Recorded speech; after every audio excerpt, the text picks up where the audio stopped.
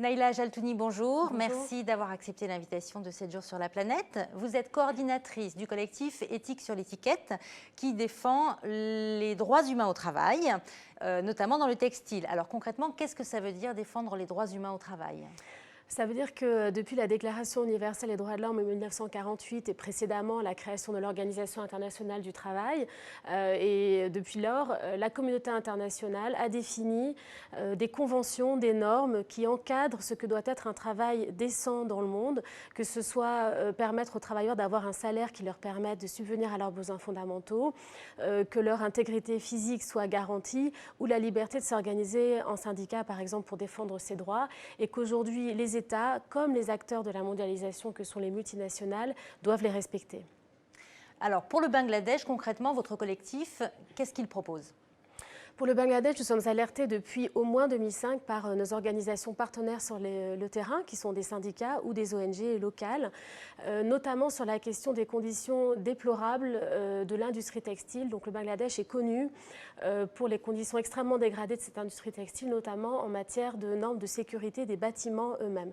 Ce n'est pas le seul problème grave auquel fait face le Bangladesh dans ce secteur textile. Le Bangladesh, c'est le pays où la main-d'œuvre est la moins chère au monde, la main-d'œuvre du textile est la moins chère au monde, où les normes sociales sont moins disantes, et donc qui a offert des opportunités économiques intéressantes pour les multinationales qui s'y sont implantées.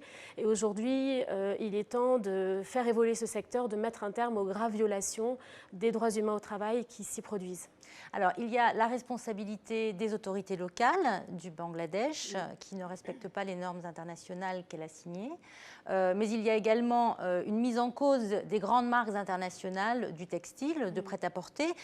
Quel est exactement leur rôle dans ce circuit ?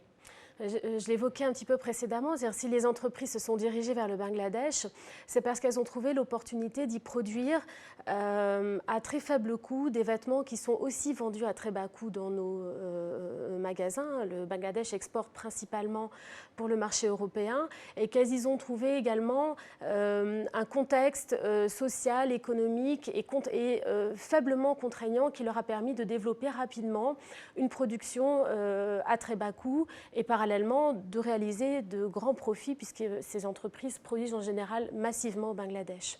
Et qu'est-ce qu'elles peuvent faire, ces entreprises, ou qu'est-ce que vous pouvez leur faire faire ? Ce qu'on leur demande aujourd'hui, c'est que lorsqu'elles s'implantent ou qu'elles décident de sous-traiter dans des pays, elles le fassent en garantissant le respect des normes fondamentales du travail et même des lois locales, puisque c'est le cas au Bangladesh, c'est le cas dans d'autres pays asiatiques notamment, mais c'est le cas au Maghreb.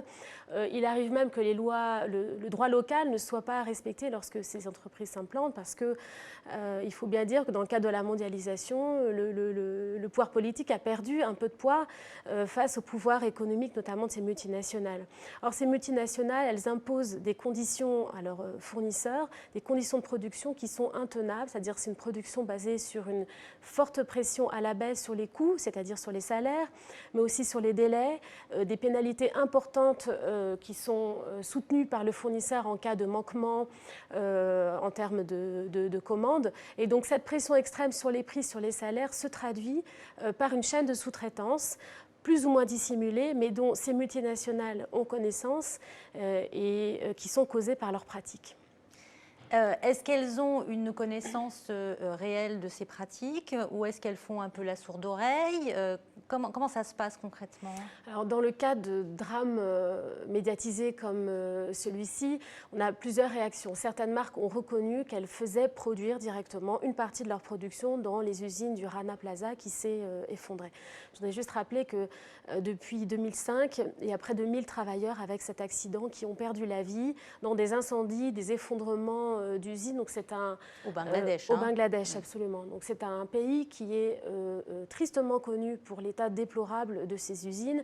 Et jusqu'à présent, les marques n'ont pas intégré dans leurs pratiques, dans leurs décisions économiques de faire produire dans ces états, des prix, par exemple, suffisamment importants pour que, d'une part, les travailleurs puissent être payés à un salaire décent qui leur permette de vivre et de faire vivre leur famille, et d'un autre côté, que les fournisseurs puissent mettre aux normes, ou en tout cas garantir un niveau de sécurité des travailleurs dans ces usines. Donc certaines font la sourde oreille et disent qu'elles n'ont pas été clientes directes, elles n'avaient pas de relation commerciale directe. De toute façon, ce qu'on dénonce, c'est qu'au-delà de leurs fournisseurs de rang 1, il y a cette chaîne de sous-traitance dont elles ont connaissance.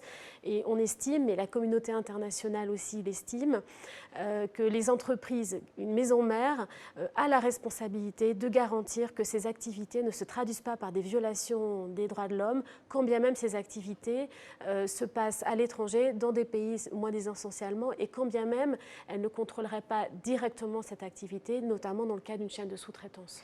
Votre collectif, avec d'autres associations de défense des droits humains au travail, propose une sorte de contrat à ces entreprises. Qu'est-ce que c'est? Oui, depuis 2010, on a donc assisté à davantage d'accidents mortels dans les industries du textile au Bangladesh.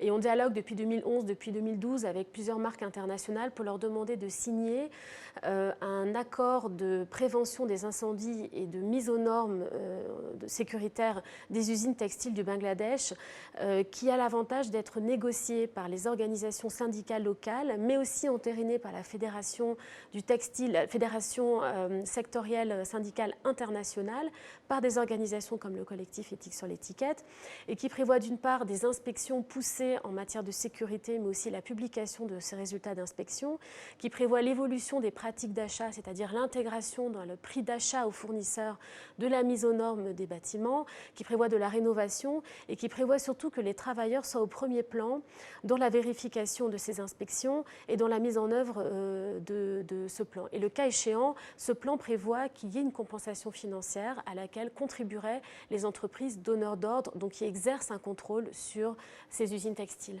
Alors, certaines de ces grandes marques affirment qu'elles commandent des audits justement pour vérifier les conditions sociales et les conditions de travail des couturiers et des sous-traitants. Est-ce que ce n'est pas le même audit que vous préconisez? En tout cas, c'est un audit, une inspection spécialement sur la question de la sécurité. Certaines usines du Rana Plaza, mais aussi il y avait une usine qui a pris feu au Pakistan il y a quelques mois, elles avaient été déjà inspectées, donc elles avaient fait l'objet d'audits sociaux qui sont en général les audits sociaux internes réalisés par les boîtes, par les multinationales.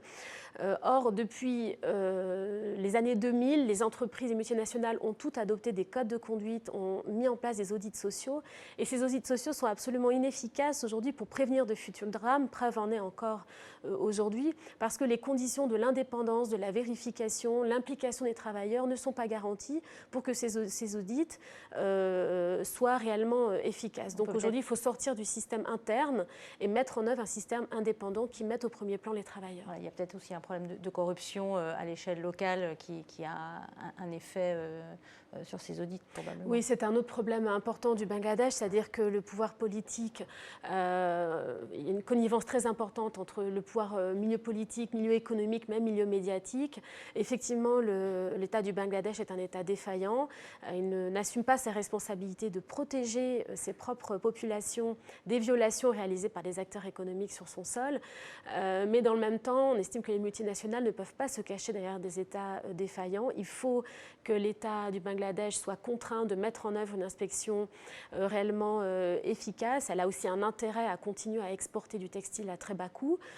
Le textile, ça représente 80% des exportations et des entrées en devises du pays.